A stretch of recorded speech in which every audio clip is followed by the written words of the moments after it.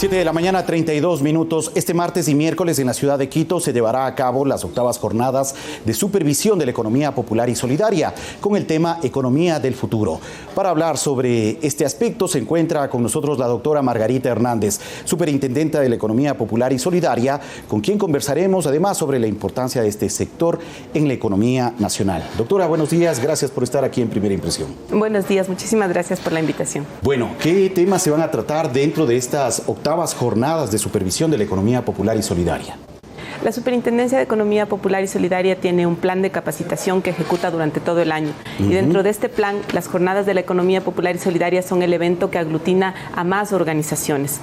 ¿Qué es lo que nos interesa? Poner al alcance de las organizaciones herramientas efectivas que les permitan ejecutar de mejor manera aquel objeto sobre el cual realizan su actividad. Bueno, mucho se ha hablado sobre la economía popular y solidaria, pero hay un grupo de la sociedad, un segmento social que no entiende muy bien a qué se refiere o qué involucra el tema de la economía popular y solidaria. Sería importante usted, como superintendenta de este sector, nos pueda aclarar un poco más a qué se refiere la economía popular y solidaria. La economía popular y solidaria está conformada por aquellas organizaciones que son de personas y no de capitales. Es decir, es aquella economía en la que la persona y el trabajo está por sobre el capital. Estas organizaciones, por mandato de nuestra normativa, se dividen en dos sectores. El sector financiero, popular y solidario, donde están las cooperativas de ahorro y crédito y las mutualistas de ahorro y crédito para la vivienda, y el sector no financiero o sector real, donde tenemos cooperativas y asociaciones que se dedican o a la producción o a los servicios. En total tenemos más de 15.600 organizaciones en los dos sectores. Bueno, tenemos cifras muy interesantes que evidencian cuál es la realidad y la presencia de la economía popular y solidaria en nuestra economía. En el sector financiero que usted hacía mención, existen 569 cooperativas de ahorro y crédito, 4 mutualistas y una caja central. Esto de acuerdo a cifras a julio de este año, ¿no? Y en el sector no financiero tenemos 12.209 asociaciones, 2.672 cooperativas, entre ellas de vivienda, de transporte, cooperativas mineras, agropecuarias, de alimentación, etcétera, y 52 organizaciones comunitarias. Teniendo en cuenta esta importante presencia en la economía, ¿cuánto está generando o en qué medida está moviendo la economía nacional, la economía popular y solidaria? Nosotros podríamos medir la magnitud del sector si es que comparamos, por ejemplo, los activos con el PIB. De una cifra aproximada que podemos tener, los activos del sector representan el 13% del PIB y eso ya nos da una idea de lo importante que es el sector. Ahora, por supuesto, no hay que comparar uno a uno al sector financiero popular y solidario con el sector real de la economía popular y solidaria, porque las realidades de las organizaciones son distintas, si bien su naturaleza y los principios sobre los cuales generan su actividad son los mismos. Si nos enmarcamos en el sector financiero que usted señaló, efectivamente esas organizaciones que nosotros controlamos tienen activos importantes. Nosotros tenemos un total de 7.500.000 socios en organizaciones que reúnen más de 14.000 millones de dólares en activos. Pero estas organizaciones están divididas por segmentos, precisamente para temas de control, de supervisión y de regulación. Y tenemos en el segmento 1 a las cooperativas más grandes, las que tienen activos que superan los 80 millones de dólares. Segmento 1. Segmento 1, esas son 31 cooperativas, ahí también están las 4 mutualistas y estas organizaciones, como le digo, al tener activos que superan los 80 millones de dólares, tienen una lógica muy distinta a aquellas que están en el segmento 5, que son organizaciones que tienen activos inferiores a $1 millón y que obviamente funcionan distinto bajo los mismos principios. ¿Cómo se presentan frente a la banca, al sector de la banca? En realidad, todos son actores en un mercado regulado que están, por ser su naturaleza distinta, enfocados a nichos diferentes. Y eso lo hemos podido demostrar en los indicadores que nosotros levantamos respecto de las organizaciones. Hay indicadores muy importantes que muestran lo que es la naturaleza misma de las organizaciones respecto de otras que son de capital. Por ejemplo, el tema de la equidad de género entre hombre y mujer, en lo que tiene que ver con el acceso al crédito, por ejemplo, o con la misma condición de socio. El número importante que tenemos de socios en el sector y la participación que tenemos de esos esos socios respecto de los depósitos. Y aunque nos queda mucho en el sector por trabajar, por ejemplo, en la equidad de depósitos entre hombres y mujeres y en cuanto tienen acceso al crédito los mismos hombres y mujeres que son depositantes, tenemos números que, como le digo, son muy importantes y que favorecen temas que vamos a tratar en las jornadas, que son, por ejemplo, la inclusión financiera y un elemento que está atado necesariamente a la inclusión financiera, que es el de la educación financiera. Claro que sí. Hay otras cifras también que evidencian la importancia de la economía popular y solidaria y que también se abordarán, entiendo yo, en estas octavas jornadas de supervisión. Por ejemplo, en el tema, la entrega de créditos. Créditos de consumo en la economía popular y solidaria significan un 51%. El mismo crédito de consumo en la banca significa un 37%. Los microcréditos en la economía popular y solidaria representan un 36%, mientras que en la banca apenas el 6%. Los créditos comerciales tienen mayor fuerza en la banca con 48% y en economía popular y solidaria apenas el 3%.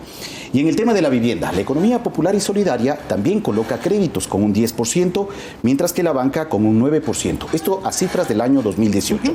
¿Qué está evidenciando también esto? Está evidenciando precisamente lo que señalábamos hace un momento. Estos dos actores en el mismo mercado regulado atienden nichos distintos. Están enfocados en otro tipo de servicio. ¿Por qué podemos afirmar esto? Por ejemplo, el tema de la vivienda.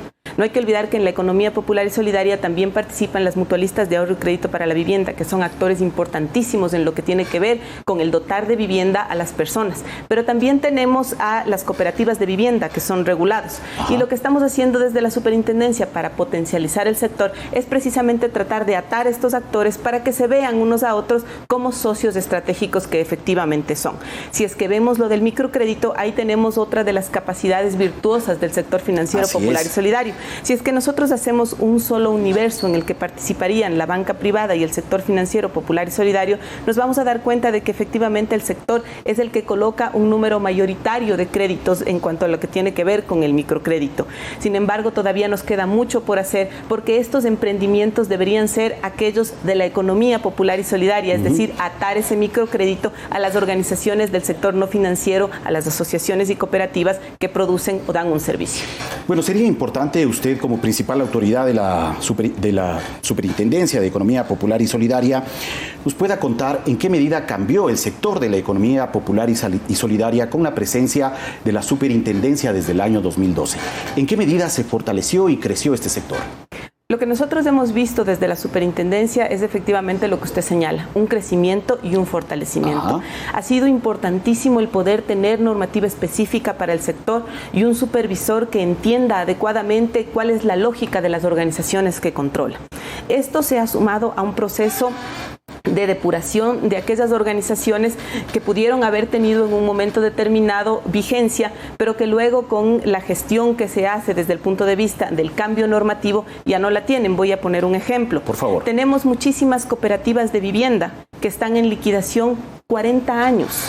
Porque alguna vez se crearon y nunca se preocupó la normativa que estaba vigente en ese momento por pensar en el ciclo de vida de la organización. Y ahora lo que tenemos que hacer es precisamente pensar en eso, racionalizar la normativa y desde el supervisor ir terminando con estas organizaciones, porque la cooperativa tiene un objeto que si se cumple en el tiempo, luego debe terminar en la extinción de la organización y no mantener vigente siempre la figura, porque la figura tiene una finalidad específica que es la de dotar de vivienda o la de urbanizar en favor de los socios. Y ahí terminaría su función, correcto, ¿no? Y ahí podemos dar muchos ejemplos de esto.